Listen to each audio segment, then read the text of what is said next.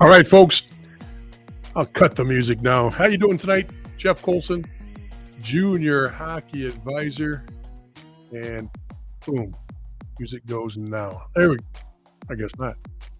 Doesn't want to leave. I'm telling it to leave. There we go. Once again, Jeff Colson, junior hockey advisor, Wednesday night, time to talk. It's May 1st. Got to look the part. Little flowers, little sunshine. Oh, beautiful day here in Victor, New York. Had a wonderful day.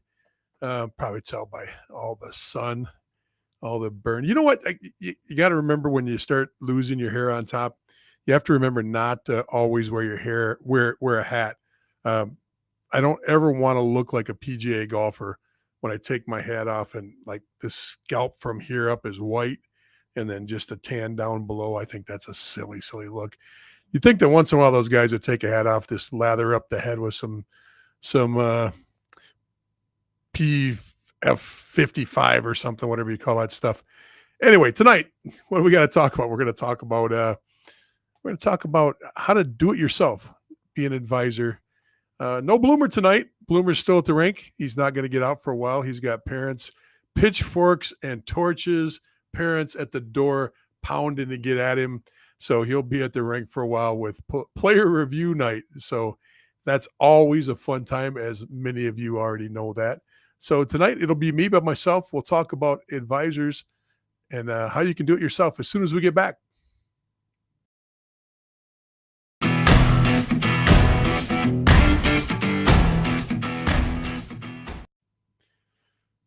was quick. We need like a 2 or 3 minute segue piece there so I can at least get a drink of water. Normally I got Bloomer. I can just get Bloomer talking and take a, if I smoked, I could take a cigarette break, but I've never had a chance to smoke. Don't know what that's like. But on Wednesday nights, I do have my 1 cup of coffee a week, and it's kicking in right about now. So that's about all you get as far as drugs and alcohol with me. All right, let's talk about this. Everybody know what we do here. If you don't know what we do here, some of you are new. We've had just a phenomenal. Our videos have been exploding the last couple of weeks. Our membership just for the discussion group just went over 12,000, and I think we're at 20,000 in the other groups, which is LinkedIn, Facebook page, me, Jeff Colson, and there's another one that's out there that's really big. But anyway, there's like 7,000, 5,000. They're all growing, and it's a lot of fun. So thank you so much for the support. If you don't know what we do, we talk about the process of moving up from youth hockey into junior, from junior to college. We talk about youth hockey moving into prep, youth hockey moving into high school, and then those transitions. And remember, before college, everything funnels back into juniors. So if you go the prep route, the high school route, or the youth route, it all is going to funnel back into juniors before you head to college.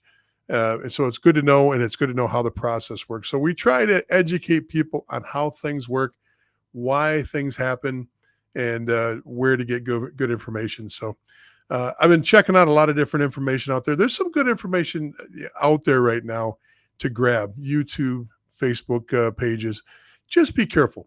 And what I mean by be careful with information you get online, this is coming from a guy that puts information online, kind of, a little bit ironic that I'm bringing it up that way, hypocritical maybe.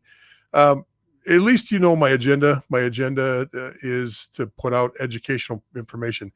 I'm not trying to set you up to advise you. I'm not an advisor. I do not advise. So be careful with some of the information you got out there. It's people tend to use the information to build a client group, and I'm not saying it's good or bad. I'm just saying it's a client group and it's a way to do it. So information tends to be biased and not always well-informed information. For example, I was looking at one today and it was talking about camps, USHL camps, NOL camps, all these different camps. And it says, don't go to a camp. This is coming from somebody that calls themselves an expert. It says, don't go to a camp if you already know that they've got returning players or they've already got tenders and draft picks.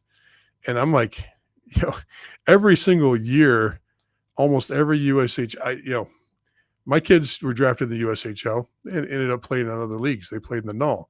Uh, my one son played in the Null, and the other one played up in Canada. Uh, and I bring that up to you because even getting drafted high in the USHL, just because you're a draft pick doesn't mean a thing. Just because you're a tender doesn't mean a thing. It's easy to see a lot of teams. It's not easy. It's factual based. You can go and look at rosters and see that a lot of players on USHL, BCHL, NOL teams come from free agency. They weren't drafted. They were not tendered, and they still make a roster, and they still do a really good job playing, even though they weren't already set on the roster. They weren't a returning player either. So just keep that in mind. Some of the advice out there, you just have to take it with a grain of salt. I guess the best way to do it is triangulate it. Always try to find other information that verifies what you hear or see. Don't take any one source, including myself. That's why I got Bloomer. Bloomer is a credential.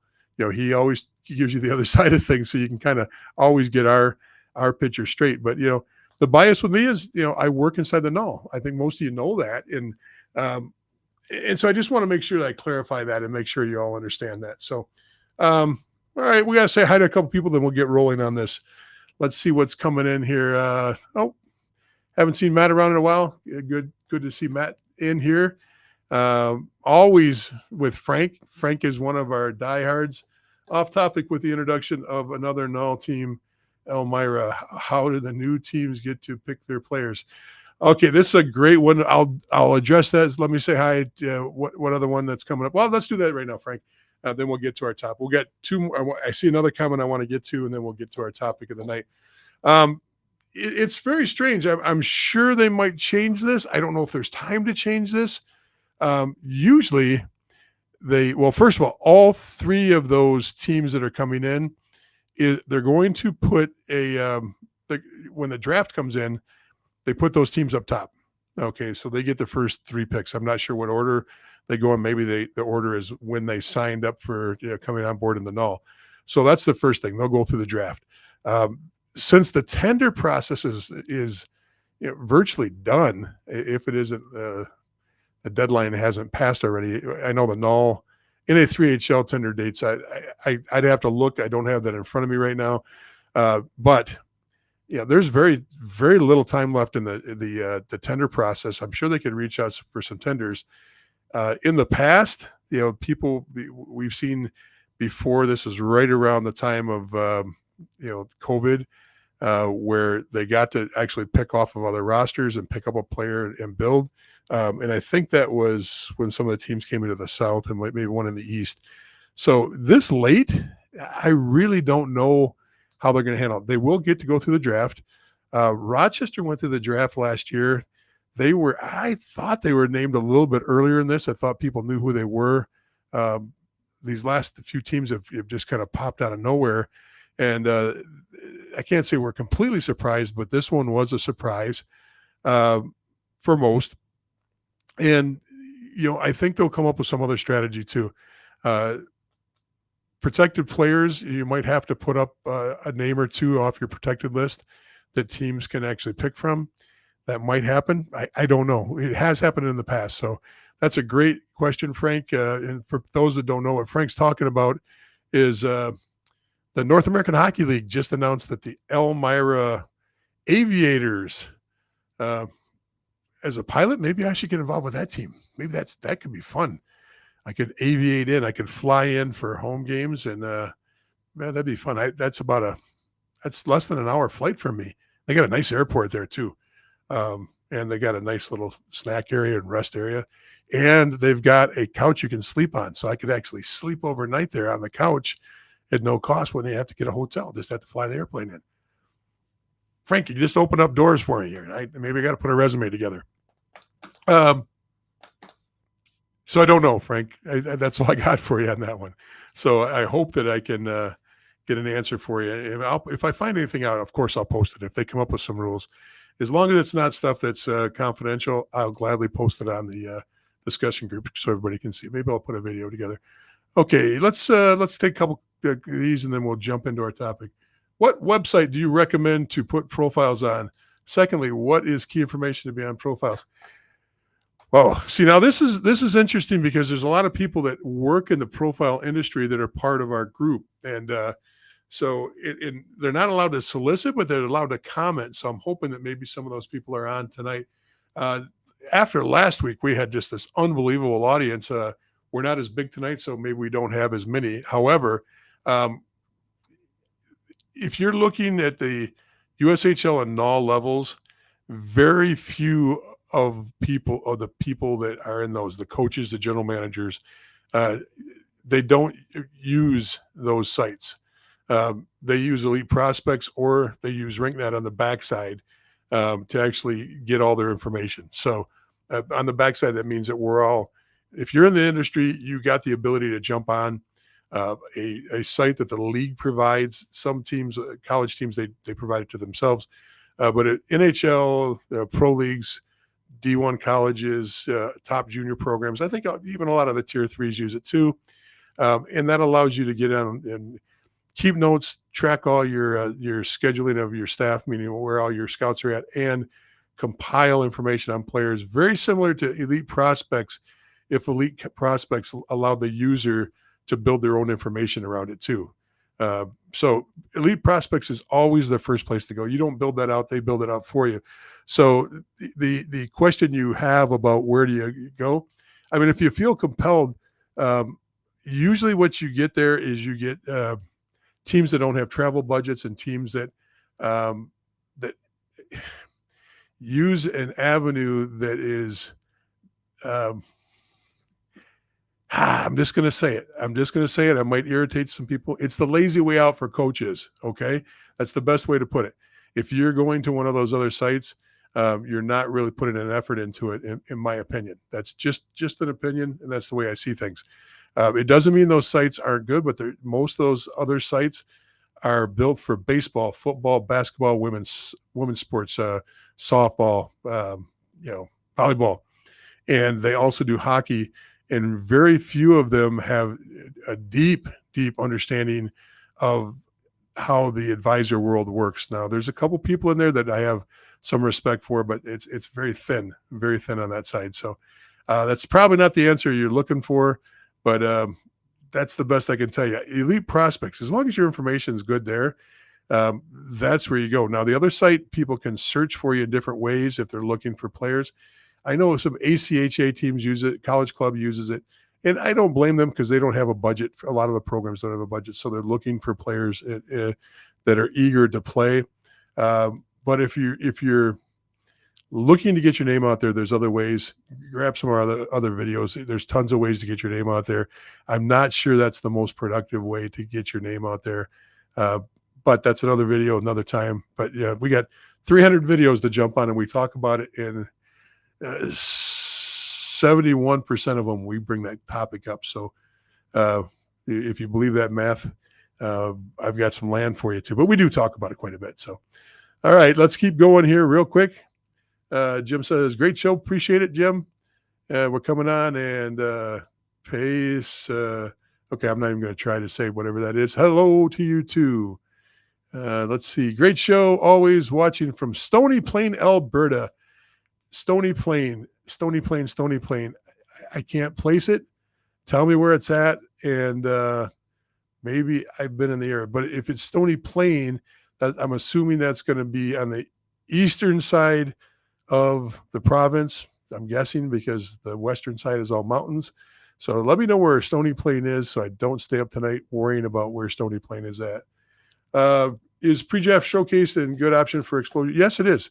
Pre-draft showcase is extremely good. It has been in the past. The Chowder Cup, people were talking about that today on the discussion group, and the pre-draft. Both are good events, and try to get on the best team you can get on, and try to play well. And there's usually people out there, and make sure you got a good relationship with your coach. Let him know you're interested in whatever it is. I'm interested in junior. I'm interested in prep. I'm interested in D3 college. Whatever you're interested in, make sure they know, and that will always help you a lot more than sitting in the locker room and not letting them know what you're interested in, which way you want to move in the sport. Hope that helps. James says, great show. Thank you. Appreciate it. Man, a lot of compliments tonight as the audience grows out there. And get my answer. This is a big one. It is next to Spruce Grove. Very good. Been to Spruce Grove numerous times. And anytime you're up in Alberta, hey, look, if you go to Alberta, in fact, one of our videos, I think it's the video on the AJHL that we've got out there. Grab that video. I'll try to remember, but I'm working by myself tonight, folks. I can't do it all. The video we did on the AJHL, and I think it was Americans playing in the AJHL or the AJHL. We talked about some of the things that go on up there. If you can't get over to the foothills of the Rockies and see the wild horses, and maybe get over into Canmore and watch a game over in Canmore, so you can have the elk, just drift up into the parking lot and eat grass behind the rink. Some of the most beautiful, beautiful places to see hockey at are in Alberta. Yeah, I'd say get there in the fall, though, because, man, you get there in the winter and your tires freeze. It's a point where Tim Hortons makes you walk inside because they won't stick their arm out the window. And if they do, they've got, some kind of eel skin glove on that's about 4 feet long up to their shoulder just to hand you a cup of coffee. By the time you get it, it's already frozen. So I'd go in the fall. That's what I would do. So anyway, let's get rolling here. Last comment, and then we're going to talk. Jeff, thanks for covering the topic. Love your show. Hey, once again, all this compliment. Man, oh man, Bloomer's not here. And you guys turned into, this has turned into a real cream puff, be nice to Jeff night. Kind of like it. Is it the shirt? Because I can wear a shirt. I got a ton of these kind of shirts. I can put more on, and not tonight, but I don't have a budget to, change clothes on the draw here. All right.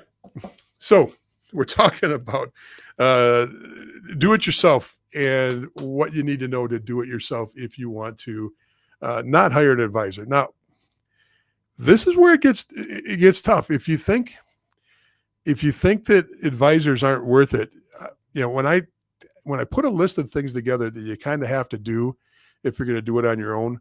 Now, you can do it on your own. I don't advocate. I sit right on the fence on this. There are plenty of people, and it's not 50-50. I think the higher you get, it's probably 80% advisors and 20% non-advisors when you're at the elite levels of prep and U16, U18 hockey. AAA. If you're AA, you rarely see AA people. It is changing, but you don't see as many AA people that are running with advisors. So the first thing you need to know if you're going to do this is you need to know the leagues. You need to know every junior league and understand what the leagues do, how they flow between each other, how they work together, how they coexist, and are they leagues of opportunity or are they leagues of destination? You've heard me talk about this before if you've been around. If you haven't been around, leagues of opportunity mean the Null is a league of opportunity for a lot of players, meaning they come into the league, they play in the league, and you jump from there to the USHL. And people don't give the Null enough credit for how many players have Null experience. And remind me, if you want that stat later, remind me later before we get off, and I'll jump back and I'll pull that up for you so you can kind of see. It's tremendous how many players from the Null play in the USHL. So those leagues work together. There's a flow there. And clearly, the USHL, when they cut their rosters down in the fall, where those players flow to, they flow to the Null. That's the league that's right below them. So you got a good working relationship there, and that's partly because they're both in the USA hockey system. They're both directly tied to Division I hockey. And so there's a real sense of teamwork that the two leagues have between each other. You'll see things like the National Development Program playing Null teams in the fall before their regular season starts. And that's always exciting. And it's fun to watch because you don't really get a sense of, are the Null players close? Are the Null players not close? Are they just as good? And it's before either team gets a lot of ice time and have really practiced. But a lot of times you'll see a split between, the National Development Program and Null teams. I know that a few years ago, when my son was playing in the Null, they had that game early in the year, and it was a split. The first night, I believe the Null team won big, and the second night it was close, and the National Development team won. And the thing you got to remember, though, is the extremes are in the age there. So anyway, the leagues, and what I mean the age is the National Development Program is always very young. They're 17 years old, 18 years old, and then all players are usually very old. So that does have a lot to do with it. That's another thing you have to understand is where do players go from what leagues? You hear us talk a lot about reverse engineering. When you're trying to do it yourself, you have to be able to assess your player first and know where your players, where the bandwidth is. Okay, you're here in the middle. What's the bandwidth on the high side, and what's the bandwidth on the low side? How far are you willing to move on either side of things to know where? There. Get my hands up there so you can see the bandwidth: middle, left, right, high, low. You got to really understand that bandwidth, because you don't know what leagues or teams to look at if you don't understand where your player is. And how do you know where your player is? You talk to the coach. You talk to the power skating instructor. If you're doing one of those showcases, you talk to the showcase coach.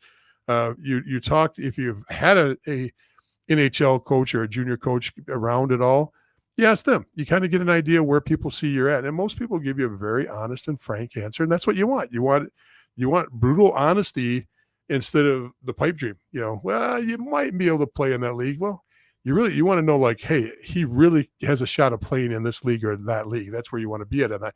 So you reverse engineer from there. You figure out, okay, what are the opportunities out there for a kid that is borderline null, or he's definitely a CJHL player. He can play in the CJHL, which is the Manitoba, Saskatchewan. It's the Alberta League. It's the CCHL. It's the OJHL. All those teams, he's right in the mix of that. He can play in those leagues. Okay, that's good to know. How does that correlate down? Okay, does it correlate down to mean you can play in the null? Not necessarily. Not necessarily. There are many players up there that can play, but the null is a completely different beast. Usually, I can tell you the way we do things. When we're recruiting out of the CJHL, we're looking for the top players on those teams, the top players. We're not looking for a really good player on those teams. We're looking for the top to bring into the null.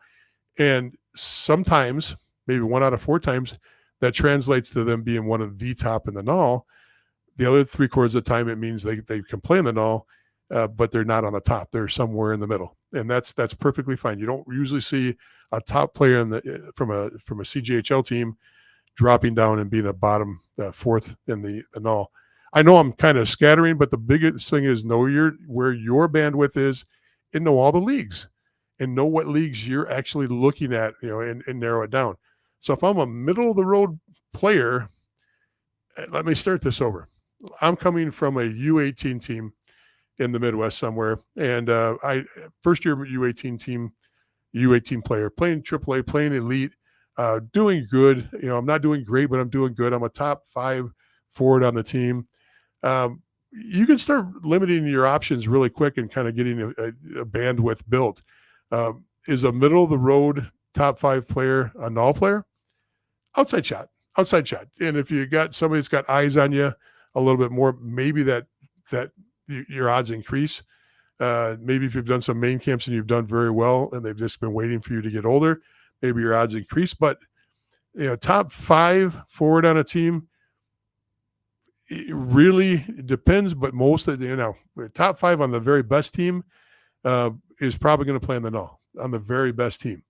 Top 10 team probably going to play in the null.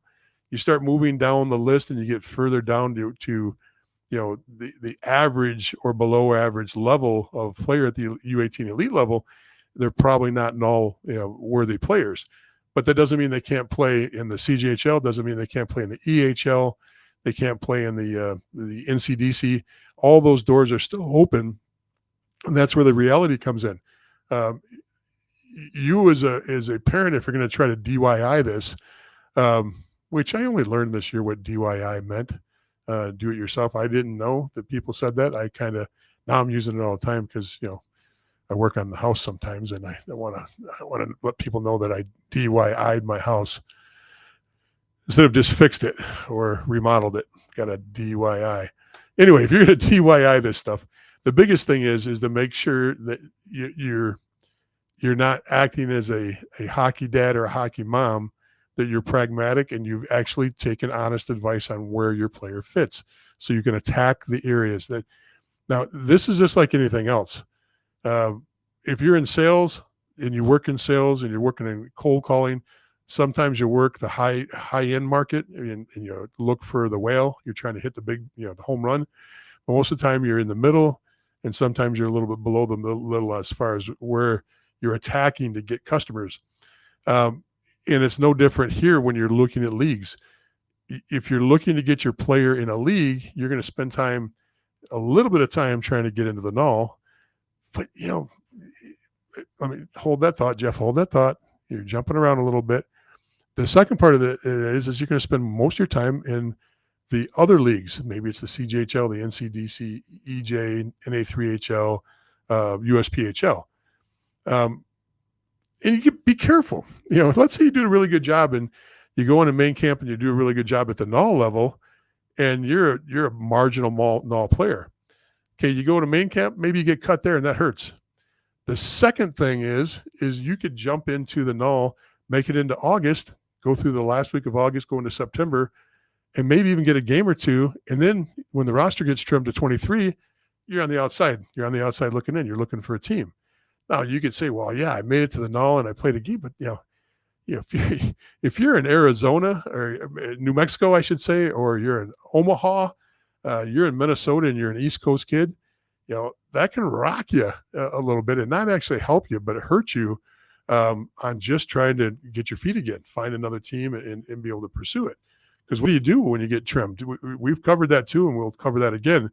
But that's extremely difficult to handle. So be careful what you wish for. If you're marginal, some people say it's great to go through the experience, but going through the experience knowing that there's a real good chance of getting cut is one way to go through main camp and in a fall camp. Going through expecting to be on the team is completely different. I have no problem at all if a kid says, hey, look, I've signed for my second year at U18. I made the null team. I'm going to go down, and if I do it and make the roster and stay, that's great. But I know I've got a home with my U18 team, or I know I have a home in the EHL if it doesn't work out in the null. There's nothing wrong with that, but that's what an advisor does. An advisor has that a good advisor already has that game figured out for you, and you've all bought into that process. So if you're doing it yourself, you have to make sure that you get that. Knowing the leagues, knowing the type of players, knowing the ages, knowing the logistics. For example, we just talked about the AJ. The AJ from north to south, east to west, covers a lot of ground. Not as much as the null, but the AJ is a tough league to travel into. The BC, another tough league to travel into. So you got to make sure that you completely understand that. The other thing you have to understand is the cost. Just because a league looks free on the outside, if I was playing in the BCHL or the AJHL, maybe even the SJ and the MJ, Manitoba and Saskatchewan, if you're going to go out and see your kid play a couple times, you got to factor that into the cost. That's got to be factored in, because mom and dad jump on an airplane to go see somebody on the West Coast. You fly into Calgary from Boston. You fly into anywhere. Well, Edmonton and Calgary if you're going up to watch an AJ game. You got to factor that in. If it's $2,000 and you're going to go up twice a year, that's $4,000 plus you still have billets up there too. So just keep all that stuff in mind. I got a lot of stuff on the list. Let's jump on and see what some people are thinking, so we can break this up a little bit and it's just not all me squawking away here. I think an advisor is a must. The timing is different for WHL, a little earlier than Tier 2 to set you up for your U18 year. And yes, nice shirt. Hey, thank you on the shirt. We can stop right there. That's awesome. By the way, Jim, thank you very much. Yeah, you probably have noticed we don't spend a lot of time on the WHL draft. We don't spend a lot of time, and maybe we should, but we've always built this around players that are heading to college and using that as the end point, and the NCAA college route, and NCAA/ACHA as players start getting closer and they realize that the NCAA part isn't working the right way, or they've just changed their mind on how they're going to go to college. So, Jim, that's a great point. But we just haven't really spent much time on the major junior drafts on the show. We do touch on a little bit on it, and that's something that we do have on our list if we want to I got to be frank with you. I'm not an expert on the major junior drafts, just because it's not where I've hung my hat. So, but good point, very good point, and thank you so much for complimenting my shirt. I don't even know what these things are on here. I think there's some flowers on there. I think they're flowers or seaweed, something. Now, let's see what else we got here. We've got no clock ticking. A lot of kids rush uh, their way into junior and get burned. Yeah, that's true. But there is a clock. I don't agree with the clock part. I think that some people rush it, but the clock's different for different things. Really elite players, there's a clock because the USHL likes young players, and the BCHL likes one and done. Well, I don't know if they like it, but they get a lot of one and done prep players. And for the most part, prep has a clock. Prep likes to bring in ninth or 10th graders at the latest. They will accept an 11th grader, but you very rarely see a kid starting a prep school as a last year player. So you're in a situation there where, depending on what level you're at, the clock is ticking. I would say, though, the rush part that I do agree with you on is tier 3 juniors trying to push kids into playing juniors and parents buying into playing juniors instead of staying at U16. In most cases, even playing first year U18. It just, to me, doesn't make sense unless there's no other options in the area, and it's a logistics issue, want to stay close to home issue. It's a money issue. A lot of things can factor into that, but I really, really, really believe in U18 hockey, 16 and 18 hockey, and being the development ground. And I hate the word development, but I'm going to use it there. The development ground for your next move into juniors. 90% of the players I recruit are first year U18 players. That's really the wheelhouse I like to bring guys into the null at. Doesn't mean that I won't take a guy that's got a year or two under his belt coming from any of the CJHL or NCDC or somewhere else.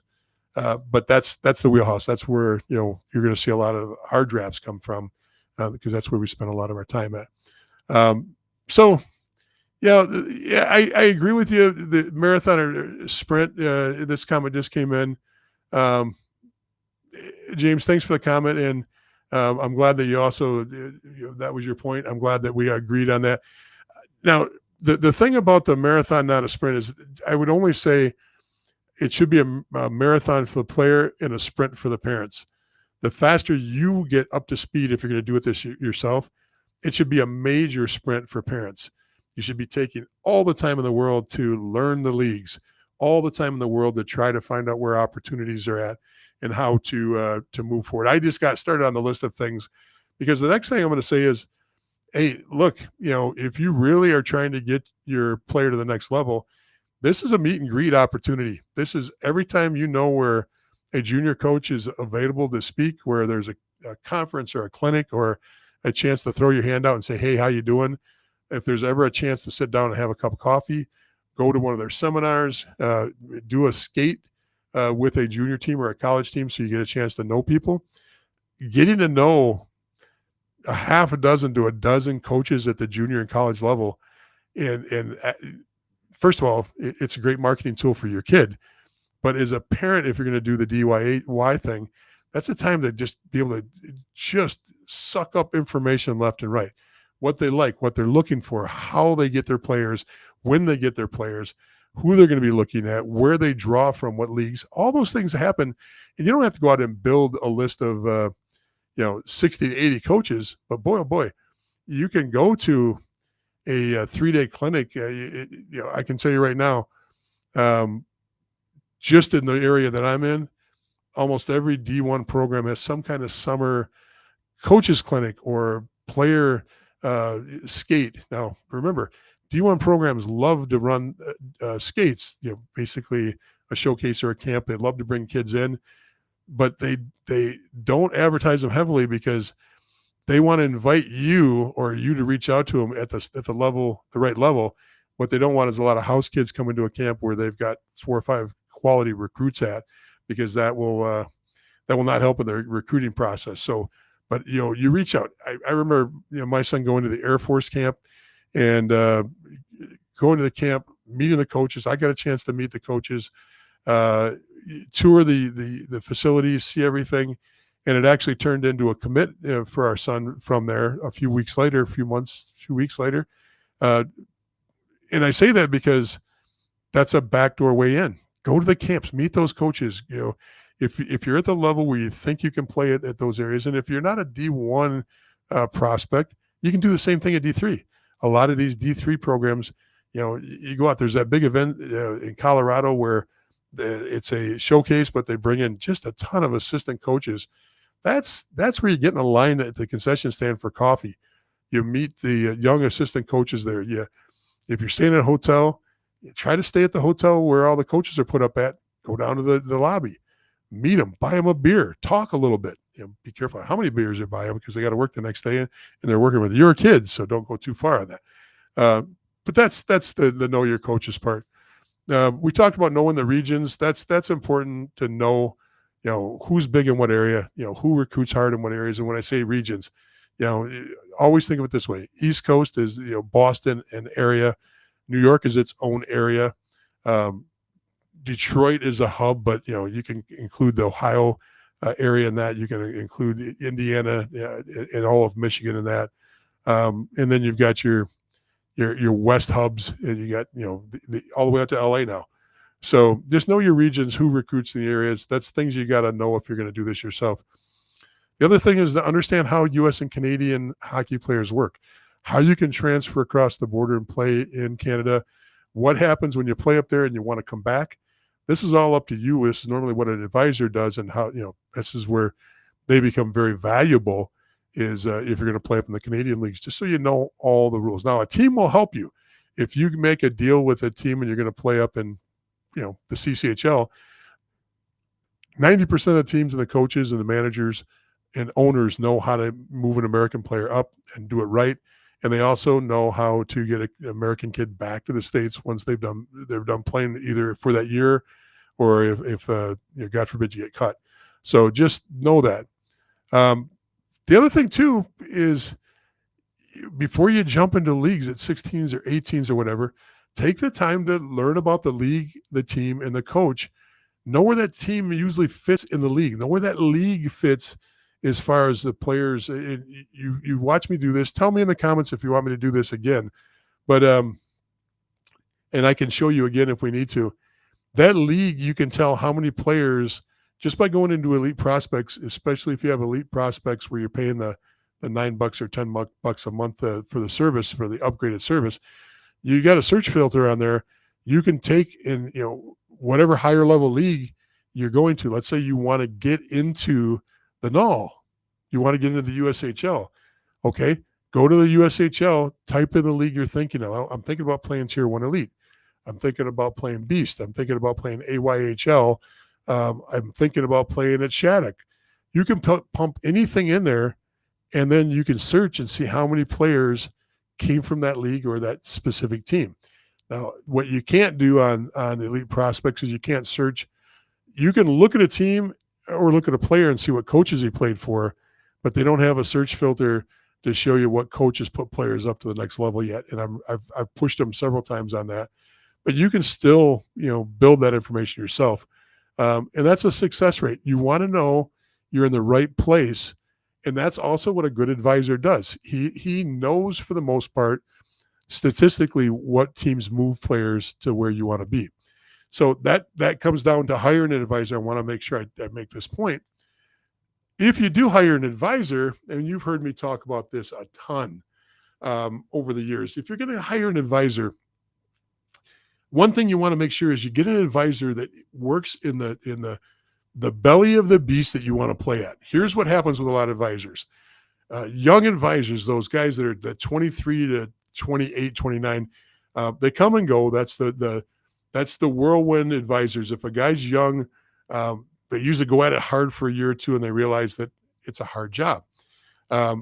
If they're doing their job right, it's a hard job. But a lot of them, let's say they played college hockey, they played Division III hockey, and they played in the USPHL and went to play Division III hockey. Where's their knowledge base? Division III hockey and playing in the USPHL. It means they probably don't understand any of the West Coast teams.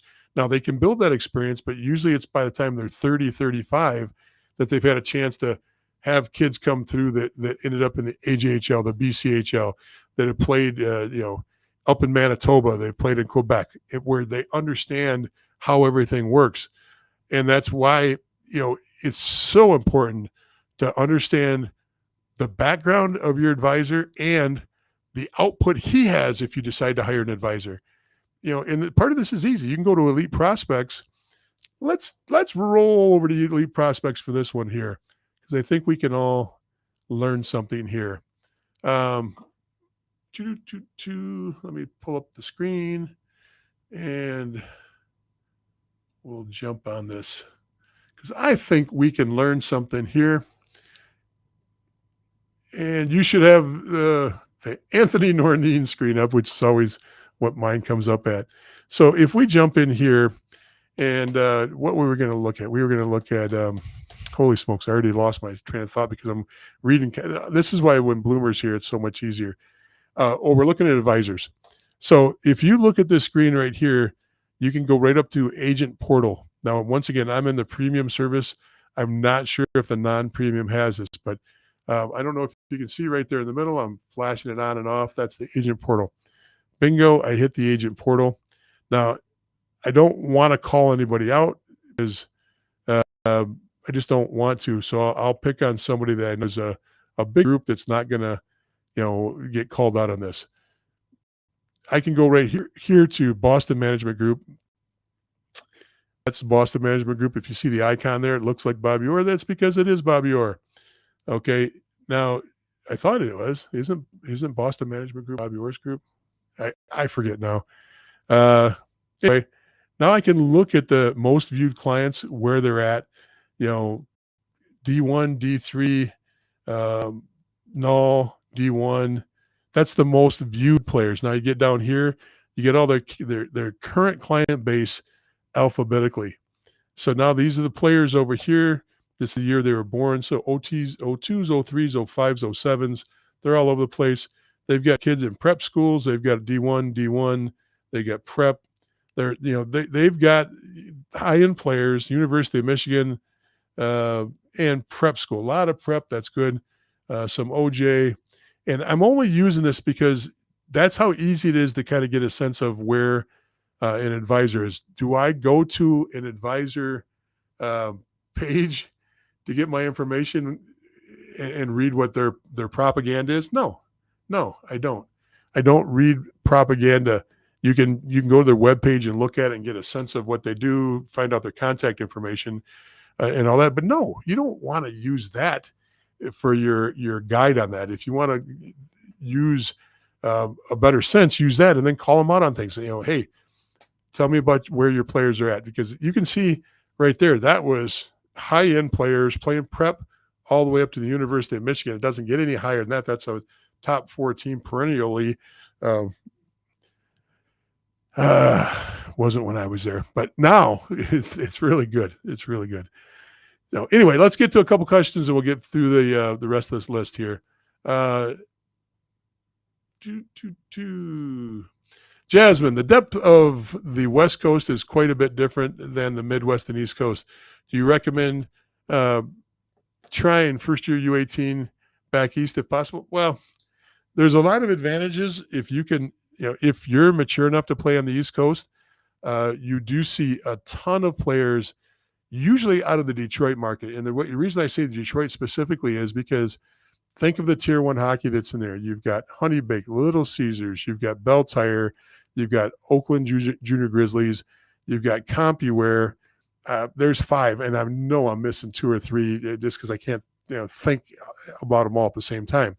Then you've got some perennial programs there. You got Fox that's out there, and then you've got Big B that's over in Lansing that's not that far away.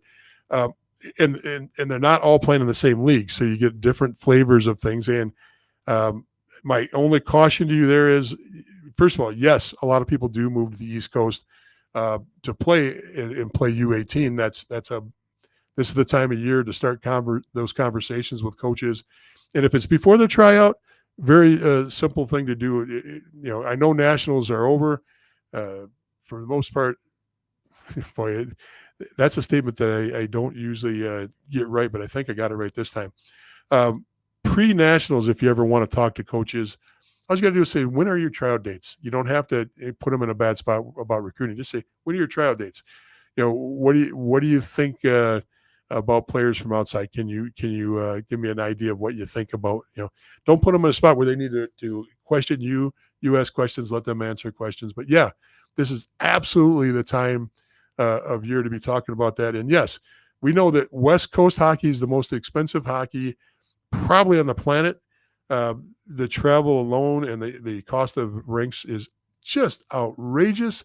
So, yeah, it makes sense. Now, if you're okay with billeting, a lot of parents will actually send one of the spouses out, and they'll rent a home or get an apartment or a condo and live in the area.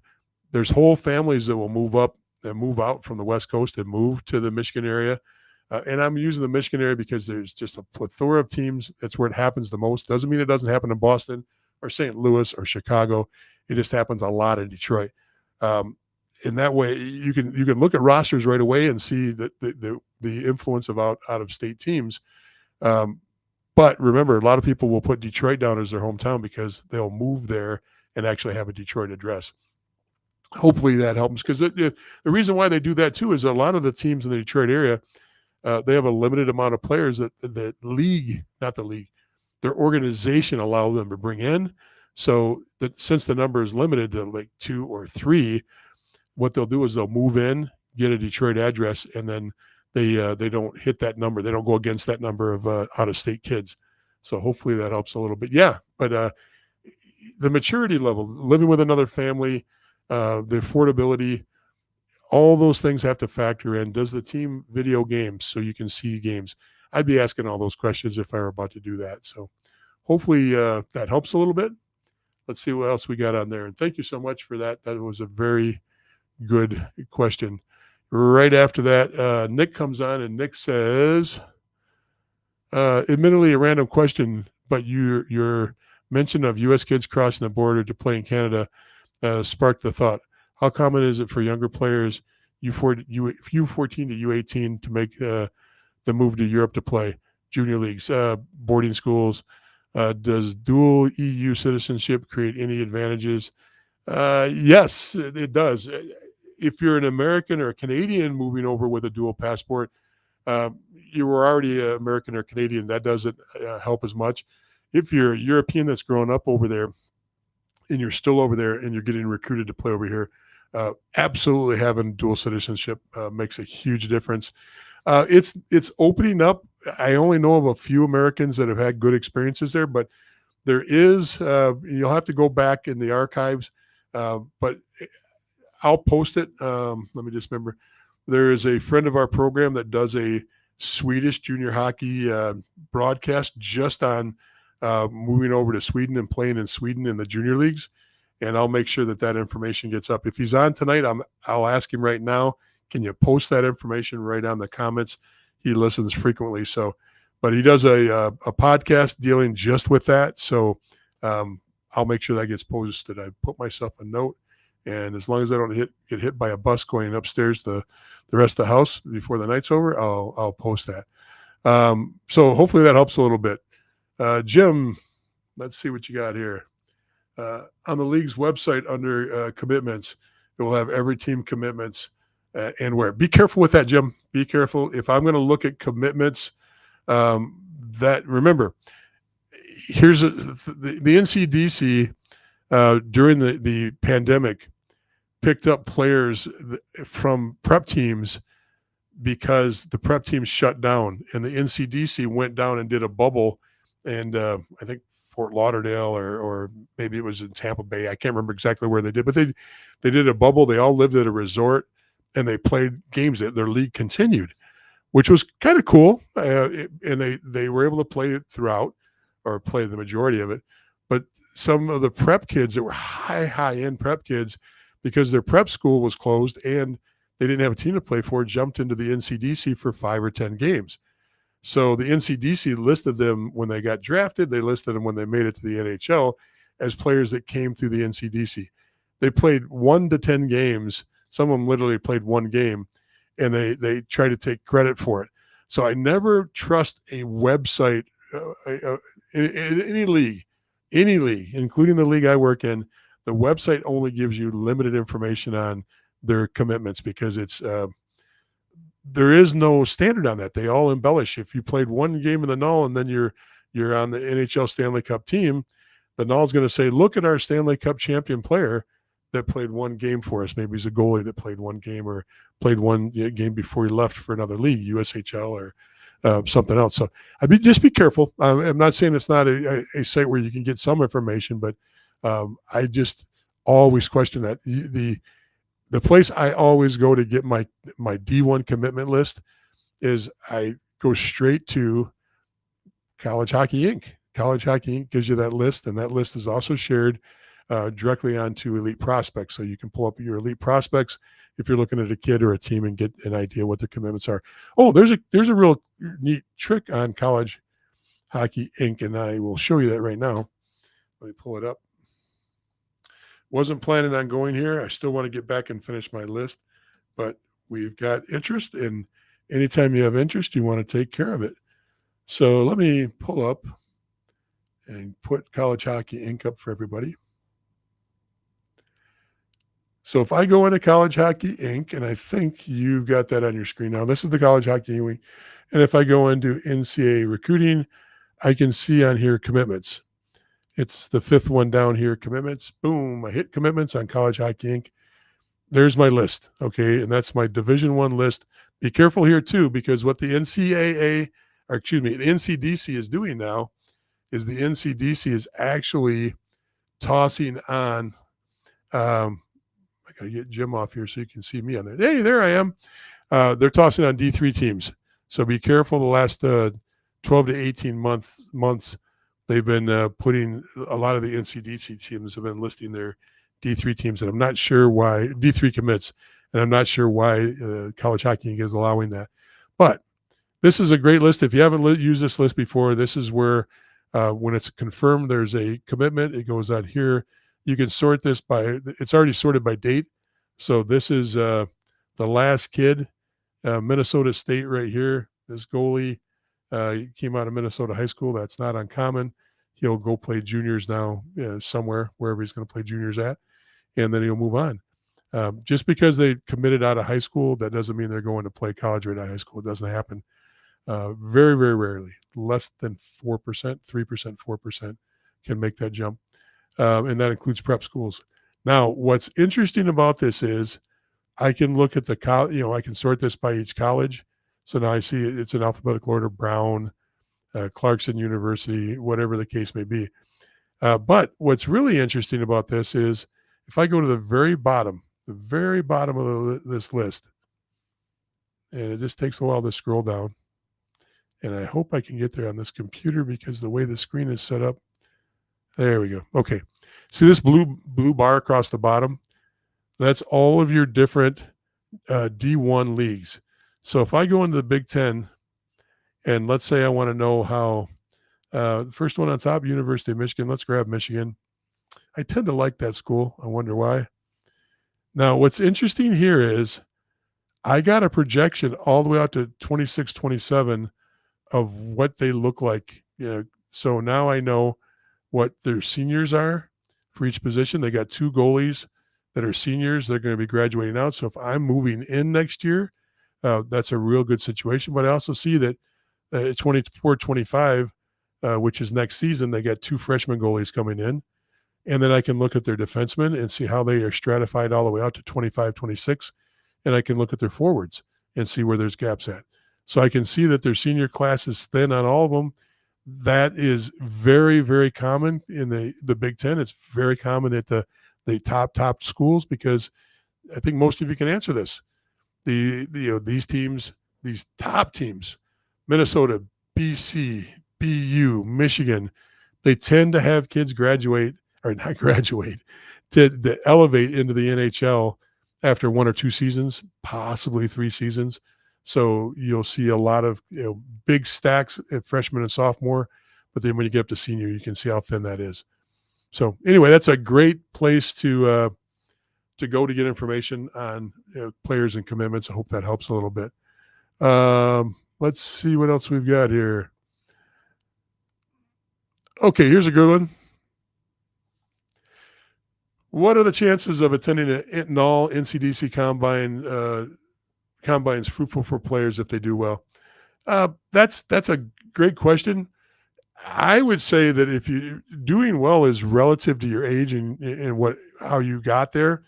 In other words, I'll take Muskegon. Muskegon tends to bring a lot of U15 and U16 players into their combines, into their main camp, and they'll run 8-10 teams. This changes year to year, so don't quote me exactly on this, but I use Muskegon because I know a lot of Detroit players get invited to go to main camp for Muskegon. They might play extremely well, but remember, you only get a couple kids at age 15, 16 that jump to the USHL after 1 year at U15 and don't play U16. They're limited on the amount of players they get. Those players are coveted. They're the best of the best. So you could have an extremely great camp there and nothing comes of it except you might get notes and a good exit interview. And then really, they're going to let you develop for a year or two before they possibly draft you. That's one extreme situation. The other one is you're at the NAL level, you're at the NCDC level, you try out and you have a really good camp. They like you and they give you opportunities. They tell you what the options are. Hey, look, we'd like to see you move on with a team, knowing that you're young, knowing that you're coming from this background, you're up against this guy, and this guy, and we're going to have to trim in the fall. But we'd like you to come into our fall camp and see how it goes. Now, fall camp usually 26 to 30 players, and they're going to trim down to 25 and then 23. So, is it a good thing? And can it be fruitful? Once again, as long as you're relative on what fruitful is, absolutely great opportunity. I would never pass up with a young player, letting them get that experience, because the other fruitful part of it is if you get to go to a NAL or an NCDC camp in your situation, and you're a younger player, even a middle-aged player, meaning 17 or 18, go and get the experience, because you can always come back the next year and do better. All the jitters are gone that second year. You can see what the veteran players are doing. You can see what guys that are a little older are doing, what the coaches are looking for. You can see who they're talking to. So there's so many advantages of it and understanding. Players that I've had, my own kids that have gone through the process, they started going to main camps with high-level teams early on, 15 years old, and they made all the mistakes they were told not to make. Make sure you eat properly through doing the day. Make sure you hydrate all day long. Telling a 15-year-old to hydrate all day long, if they're not bought into being an athlete yet and they're just a teenage kid, sometimes that's hard. They learn the lesson because, they lose all their energy by the end of the day when all the other kids, are not all the other kids, the kids that paid attention. So they learn those little things. They learn to hydrate, eat right, go to sleep right, not bring their girlfriend, put the cell phone in the hotel room, leave it in the car. Don't bring it into the rink. There's so many little things like that they learn because a coach walks by, he walks in the locker room and sees you on your phone. Man, that's a strike. Then he walks around the room and goes, hey, who are you? Who are you? And he might ask 3 other kids who they are just because he wants to ask you who you are and not call you out. But then, man, that's a tick mark against you. And I can tell you a lot of coaches, they're looking to find ways not to take you versus ways to take you, because there's a big pool of players out there. So, Tracy, you've got a lot to say. Let's see what you've got here. I missed the beginning, so I'm not sure if the topic, but I do appreciate your videos, honestly. I've been trying to figure out the hockey landscape and politics. Okay, my son is an 06. We're getting there. My son is an 06, so technically could stay one more year at 18, I think, but he's ready and wants to play juniors. That's okay. There's nothing wrong with that, and is completely capable. We did an all-combine last year and have a few main camp invites, but he decided to stay U18. Money is not flowing, so I do wish it was clearer and easier to know which combines and camps and showcases to attend. We're trying to help you with that. or does he just email coaches himself? Hopefully you get a chance to go back and watch the beginning because we covered a lot of this at the beginning. Or do we need to get an advisor? Once again, I think I hit on that, which again is costly. I gave you all the information you need. Watch the video. I'm not saying it's everything you need, but it should get you on the right path. And I thank you so much for watching. And this should help you, and it should be able to answer some questions for you. All right, let's wrap up this list. I know we've been going now for an hour. So we talked about the border, knowing that. We talked about the success rate of the coach, knowing how to communicate with teams. This one's a little more difficult. There's some teams have gatekeepers, meaning you reach out to the team and maybe they've got a generic email that all the coaches get. So they go to one pool. Maybe it's a front office person. Maybe it's an assistant GM. Maybe it's an assistant coach that then sorts that list and tries to figure out what's relative to, for example, if you're a D1 coach, you're getting everything from house level to, hey, I've played street hockey and I'm thinking I'm going to be a really good hockey player. I'm going to try out for your team. How do I know when tryouts are at? They get all kinds of wacky stuff. So there's teams that have almost every D1 program has a gatekeeper. So trying to reach out to a D1 team is a little more difficult. But if you're trying to get a hold of junior teams, assistant general manager, scouts, director of player development, head coach, assistant coach, all of them are relevant.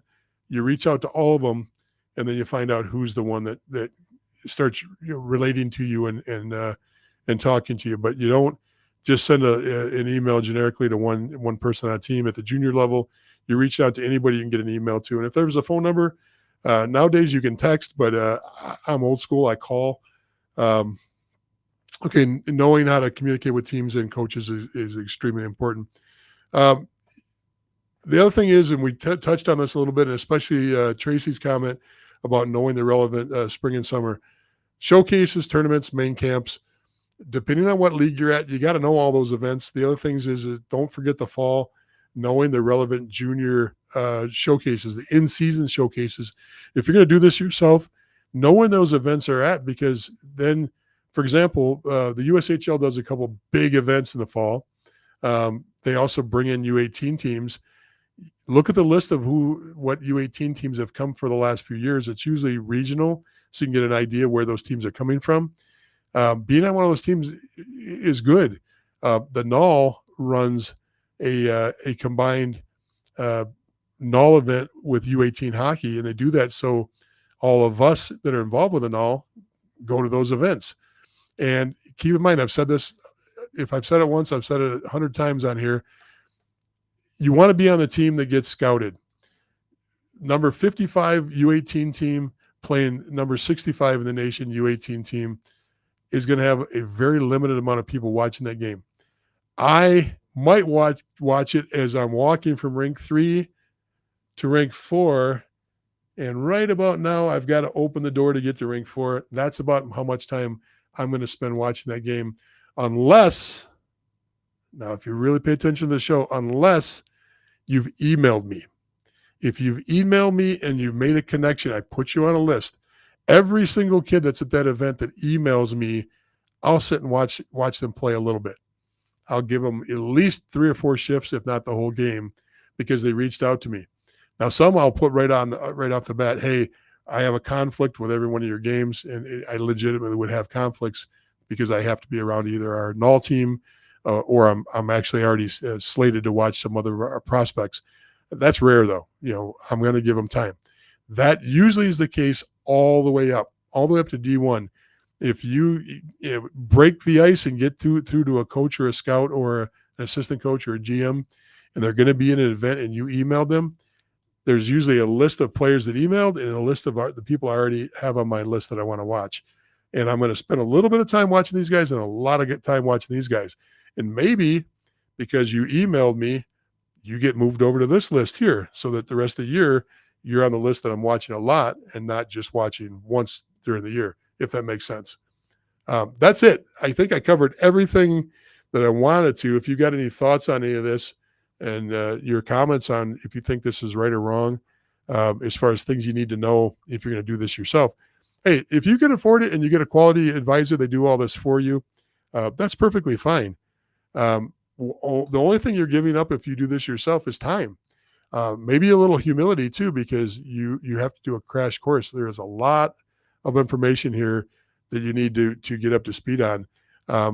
You literally have to learn a profession in whatever amount of weeks or months you have before your kid wants to move up to the next level. So it's tough. It's extremely tough. Very clear thing though is the more talent your kid has, the less work you have to put into this. I shouldn't say it that way. The more doors that open, you should still do your homework on the coaches, the leagues, and all the things that come along with it. But remember, a lot of times when you get up to USHL, BCHL, NAL level, maybe even a couple other leagues, AJHL, you're especially when you get into tenders and drafts, you may only get the opportunity of the people that reach out to you. You don't have a lot of choices. So if the USHL reaches out, unless you're one of the best players in the world, and the USHL reaches out, you can say, "Hey, look, I'm going to take my time on this until you get drafted." In the other leagues, you're pretty much contingent on who picks you up and who takes you. So keep that in mind. All right, hopefully that's it for the night. Let's see. Appreciate it in the comments here. John says, thanks. Appreciate it, John.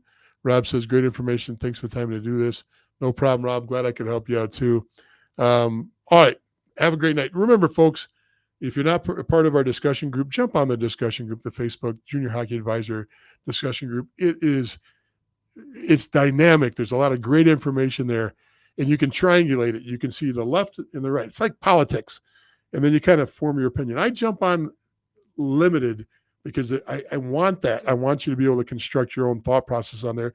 If I jump on, a lot of times people take it for gospel, and it shuts down the conversation stream, and I don't like that. I want that to stay rolling. The other thing too is Junior Hockey Advisor YouTube.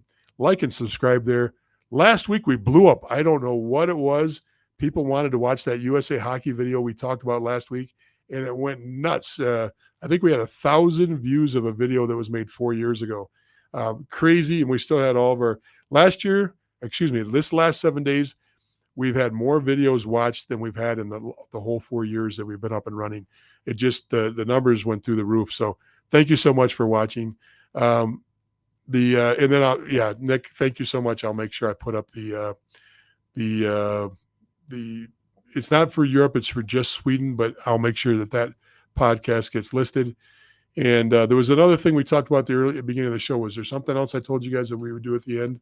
If there is, throw it up right now, and we'll talk about it. If not, please, get on the YouTube, like and subscribe there. Comments on discussion group. We'd love to hear them. And we got some big things. I mean, the biggest stuff that we've ever done coming up in this month that we'll be rolling out. And, I hope it'll help all of you. So I'm looking forward to rolling it out.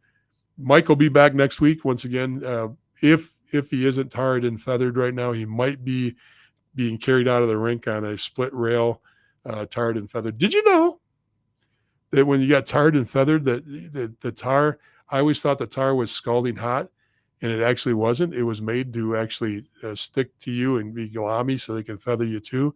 Take you forever to clean it off, but it's not always that there was hot tar unless they were trying to kill you. That was different. But tarring and feathering, it was a more of a mild, warm, gooey tar they put on you to stick all those feathers on. You learn something new every day. I only learned that this week when I was doing some European history. We're going back to Europe in a few weeks, and just ran across that reading that. So it wasn't really anything relevant. But if there's nothing you can remember that we were going to talk about, I'm going to call it quits. Thank you so much for sticking with us. I appreciate it, and I just enjoy the heck out of your questions and comments. Please keep them flowing, even if you're watching this in a rerun. Throw your comments and your questions on. We try to get to as much as we can. Have a great night, folks, and I really enjoyed you tonight. Thank you.